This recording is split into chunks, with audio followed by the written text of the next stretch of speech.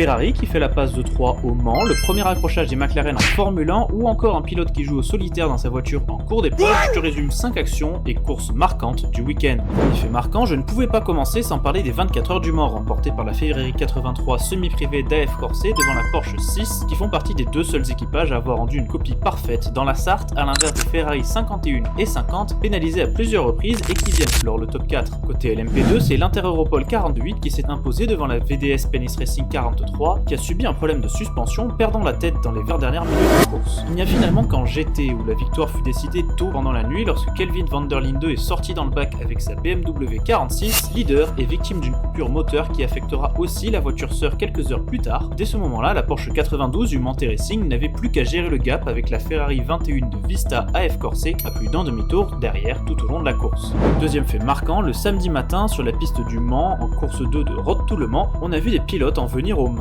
après un accrochage au bout de la chicane Dunlop en début de course. Troisième fait marquant, la Formule 1 roulée au Canada ce week-end, une manche remportée par George Russell dans sa Mercedes devant Verstappen et Antonelli alors que les McLaren se sont accrochés pour la première fois cette saison suite à une erreur de Norris en fin de course. Quatrième fait marquant, la NASCAR s'est rendue pour la première fois de son histoire au Mexique sur le circuit des frères Rodriguez, aussi utilisé en Formule 1. A noter que le pilote Toyota Denny Hamlin était forfait ce week-end, devenu papa d'un troisième enfant, un cas de figure qui ne l'empêchera pas de prendre part aux phases finales en fin de saison. Cinquième fait marquant, en IndyCar dans la voie des stands à Gateway, on a vu Alexander Rossi jouer au solitaire sur son volant pendant une séance de roulage officielle. Une situation assez lunaire et probablement jamais vue en sport auto. La course, qui a eu lieu lundi dans la nuit, a vu Kyle Kirkwood s'imposer alors que Louis Foster et Newgarden ont subi un violent accrochage.